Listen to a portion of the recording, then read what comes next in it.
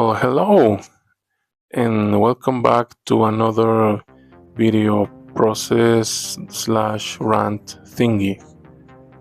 Today we'll kind of tackle the topic of spooky season and which day are you celebrating? Halloween or Dia de Muertos?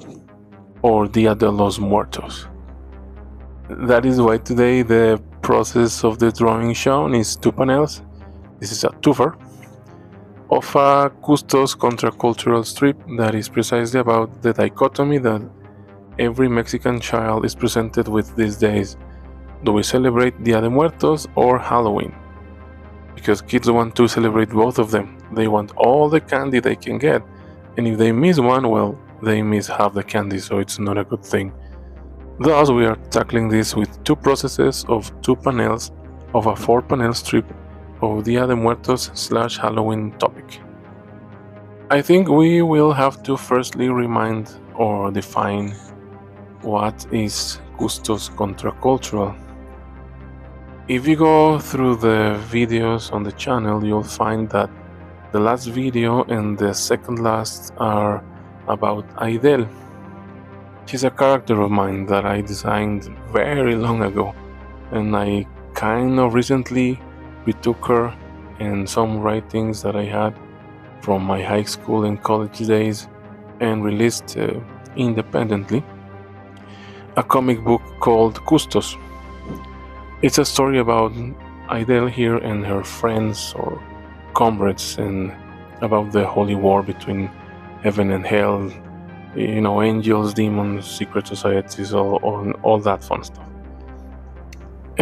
From that story, from those characters, sprung out the CVSTOS Contra Cultural idea, which is my way of kinda say something about the things that really bother me that happen in the social and political planes.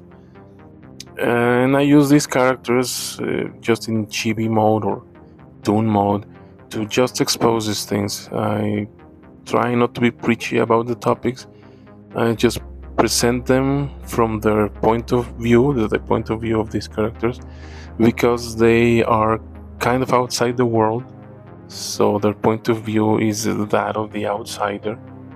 It's cleaner, less invested in factions and all that, and that's what CVSTOS Contra Cultural is. It's political cartoons, 4-panel gags about a certain topic. Could be a hot topic, could be a right now kind of topic, or could be something that I always had in my mind, some idea that I wanted to express forever, like this one. What do we celebrate? Dia de Muertos or Halloween? Which one is better? Which one is Christian? Which one is Catholic?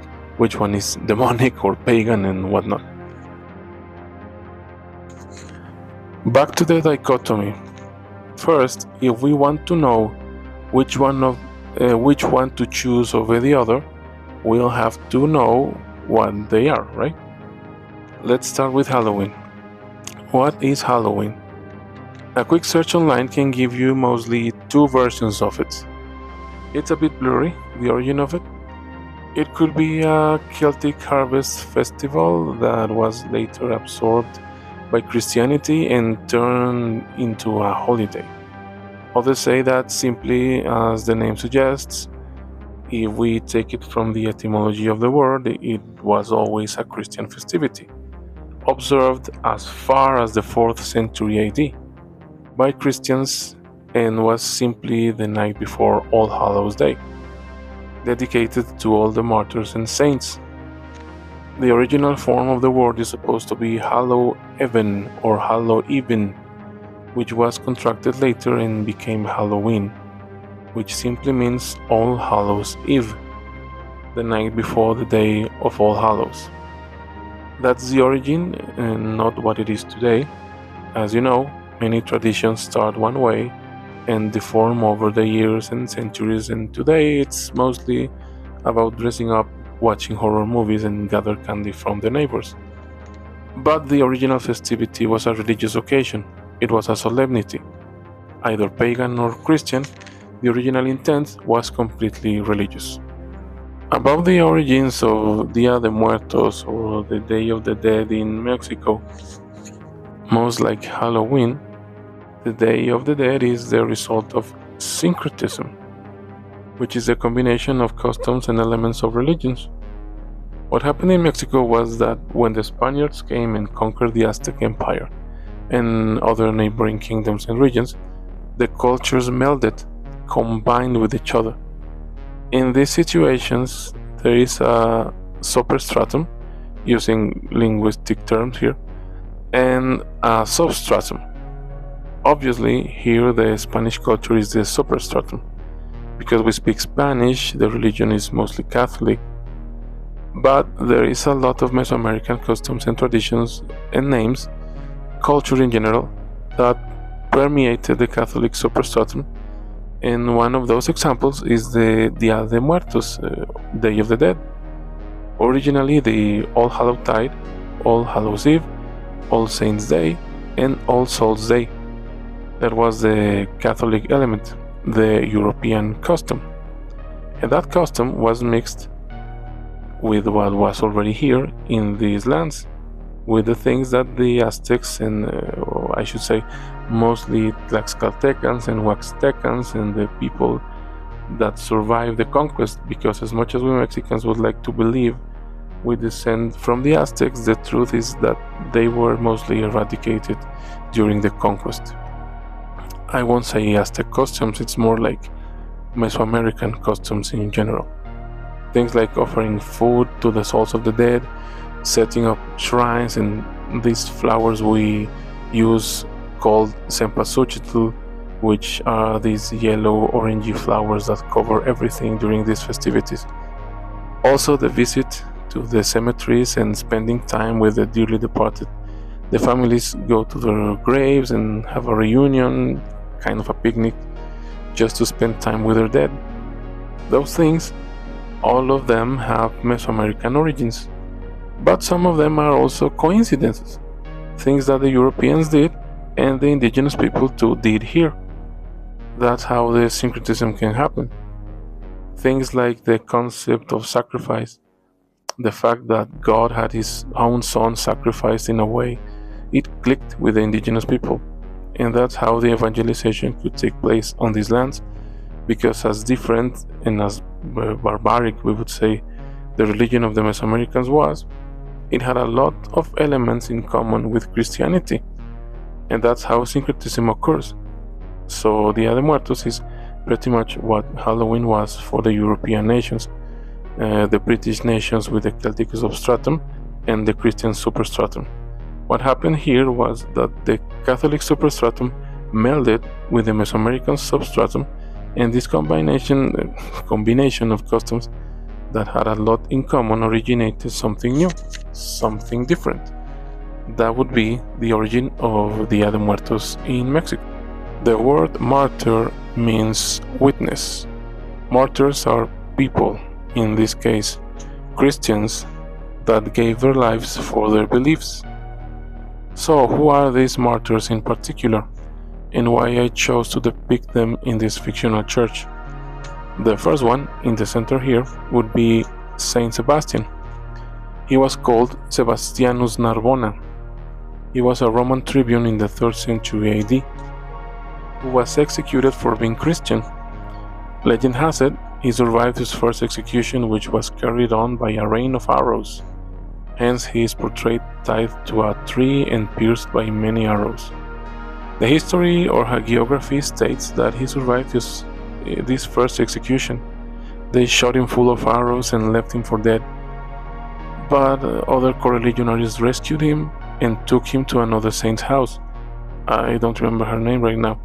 She nurtured him back to health, and he continued predicating until the Romans detained him again and this time flogged him to death. You can see he was a very stubborn guy because he had conviction in his beliefs. The second one here on the left, with no skin, would be Saint Bartholomew. He was one of the 12 apostles, the original 12 apostles of Jesus. Legend has it, he was flayed alive because he was too effective converting important people some say even kings, to Christianity. The pagan priests denounced him, and authorities had him skinned alive. His depictions are a lot like this one right here. There is one very famous, I think it's in the Vatican, where he just looks like this completely skinned character with all the muscles exposed, carrying his own skin and the knife that was used to skin him.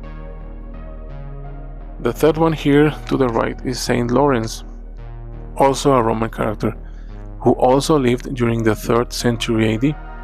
He was a deacon of the first church in Rome, called Laurentius. They were persecuted by Emperor Valerian's edict, and at that time the authorities first captured the Bishop of Rome and beheaded him.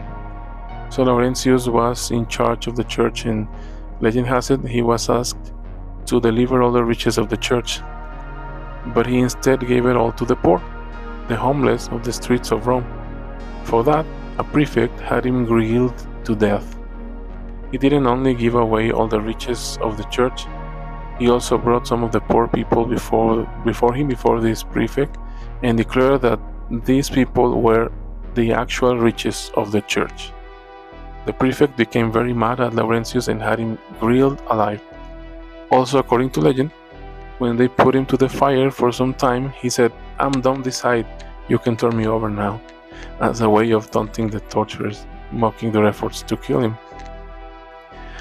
Also in this illustration, there are 3 relics, which are also kind of spooky for most of the people who are not used to Catholic imagery.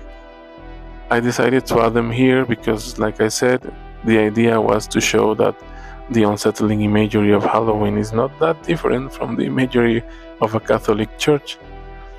There are 3 relics here. The first one from the right is the skull of Mary Magdalene. It's supposed to be the skull of the actual Mary Magdalene. All of these are real. You can Google them, you can find pictures of them online. This one is a female skull encased in the bust of a woman with a crystal bubble to show the skull, and flanked by some angels. Here you'll find these little golden angels a bit familiar too. The second relic I'll talk about here is the arm of Saint Francis Xavier, or Francis Xavier, who was a Catholic missionary, mostly responsible for introducing Christianity to the Far East, to India, to Japan and China. He was not a martyr. He didn't die violently, he died in his travels. He fell ill and died.